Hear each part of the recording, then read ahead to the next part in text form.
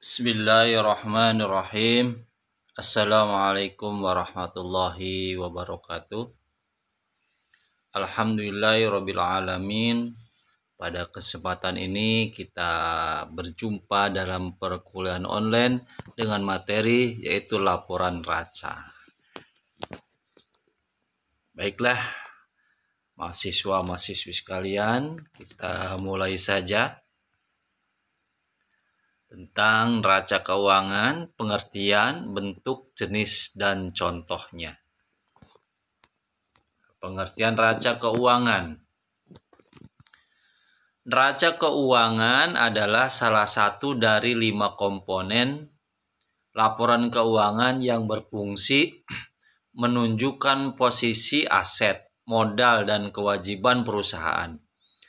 Di dalam sebuah neraca, nominal aset perusahaan wajib sama kalkulasinya dengan akumulasi modal dan kewajiban. Neraca perusahaan dikatakan sehat apabila jumlah modalnya lebih besar dari kewajiban.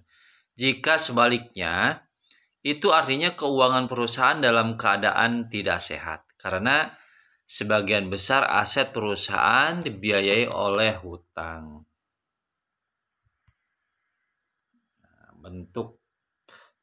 Bentuk laporan neraca keuangan apa saja? Bentuk-bentuk laporan neraca. Yang pertama ada aktiva, yaitu komponen pertama neraca keuangan adalah aktiva. Istilah akuntansi dari aset di dalam laporan neraca. Aktiva dibagi menjadi 2, yaitu aktiva lancar dan aktiva tidak lancar. Aktiva lancar adalah aset mudah dicairkan atau dialihkan bentuknya, misalkan uang kas, surat berharga, piutang, stok, dan biaya DP. Sementara itu aktiva tidak lancar adalah aktiva sulit atau tidak dapat dicairkan, misalnya tanah, gedung, mesin, hak cipta, hak paten, dan brand. Yang kedua yaitu liabilitas. Komponen berikutnya yaitu neraca adalah liabilitas atau disebut juga dengan kewajiban. Ada 2 jenis kewajiban atau liabilitas dalam laporan neraca, yaitu liabilitas jangka pendek, hutang lancar, dan liabilitas jangka panjang atau hutang tidak lancar. Hutang lancar adalah hutang atau tagihan yang periode pelunasannya di bawah 1 tahun. Misal, tagihan listrik, biaya perawatan mesin rutin, pajak, gaji karyawan. Sebaliknya, hutang tidak lancar adalah hutang atau tagihan yang pembayarannya setelah 1 tahun ke atas. Misalnya, pinjaman jangka panjang, dana pensiun, dan sebagainya.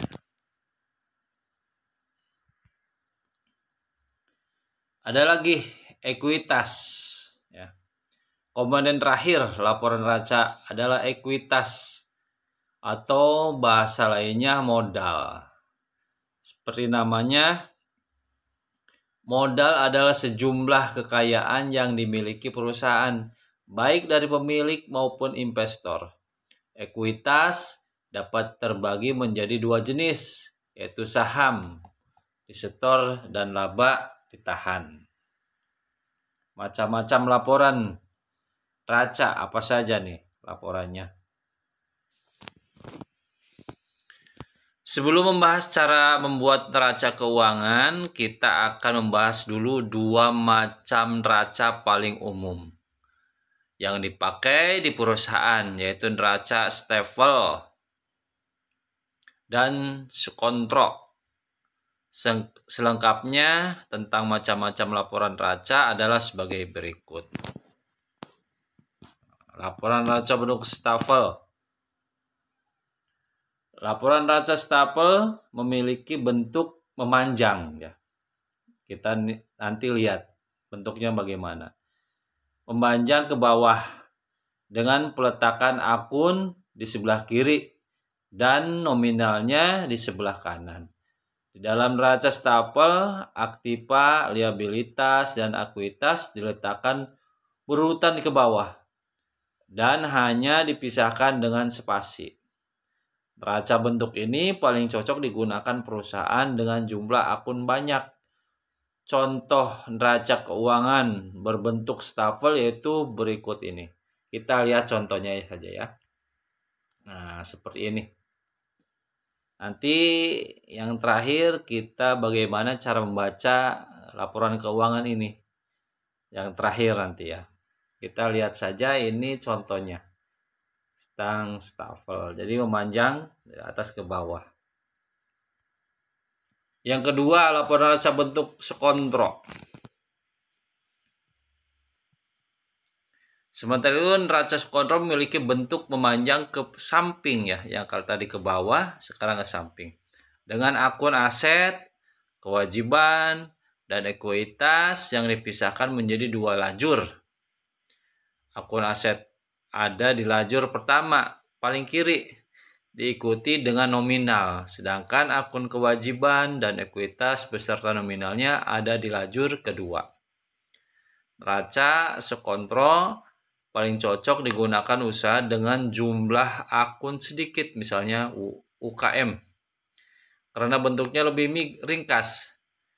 Berikut ini contoh neraca keuangan bentuk sekontro yang dapat Anda gunakan. Kita lihat contoh laporan keuangan sekontro. Nah, seperti ini. Lihat ya. Nah, kita nanti terakhir bagaimana cara membaca keuangan. Nah, cara membuat neraca keuangan. Cara membuatnya ya. Harus bisa nih.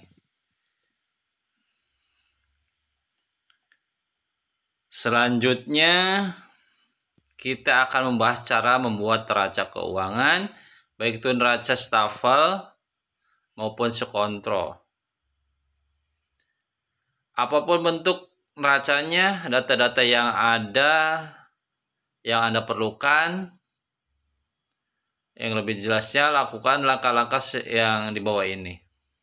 Yang pertama, pastikan laporan laba rugi dan laporan perubahan modal sudah disusun selengkapnya dengan cara membuat dua laporan ini. Bisa klik. Nah, nanti ya, lihat saja. Setelah itu, cara data aset lancar dan tidak lancar.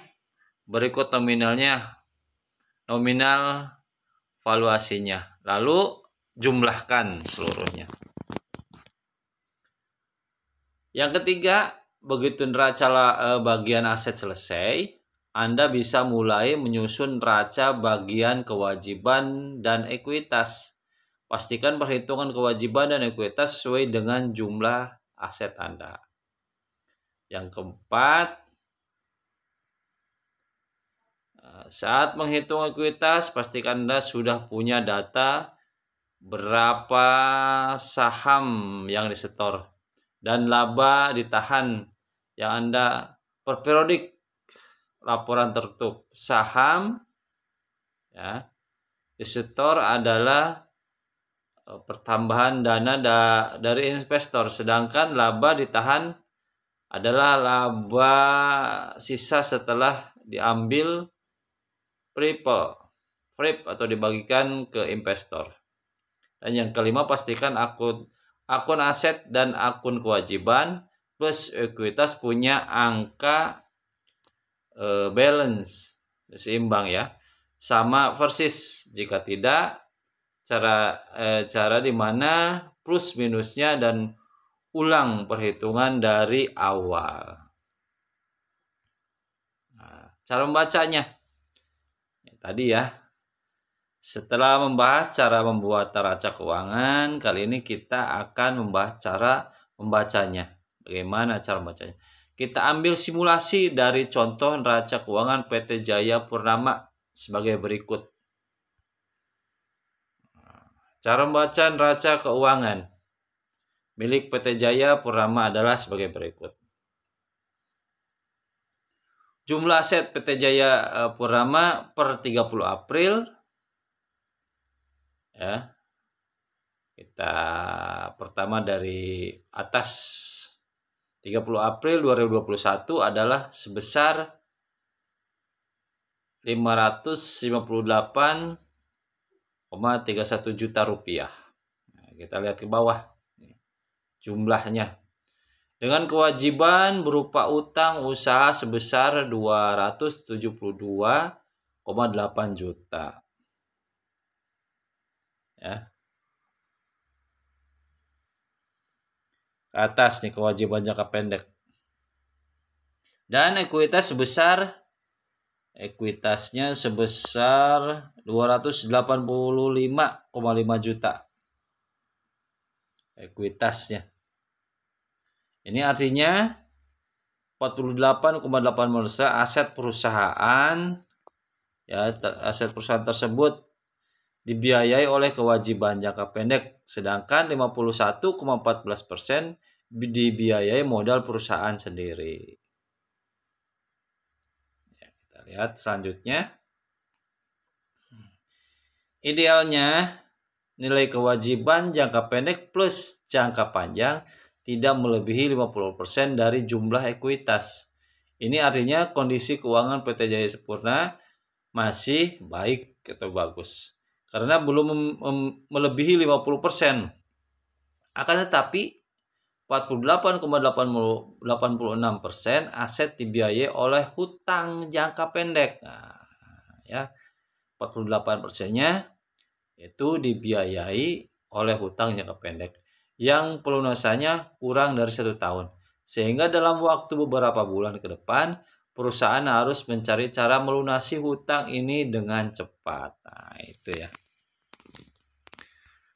Oke, para mahasiswa kalian, terima kasih atas perhatiannya. Mohon maaf apabila ada kesalahan. Kita lanjutkan di perkuliahan offline tatap muka di kampus. Oke, sekian dan terima kasih. Wassalamualaikum warahmatullahi wabarakatuh.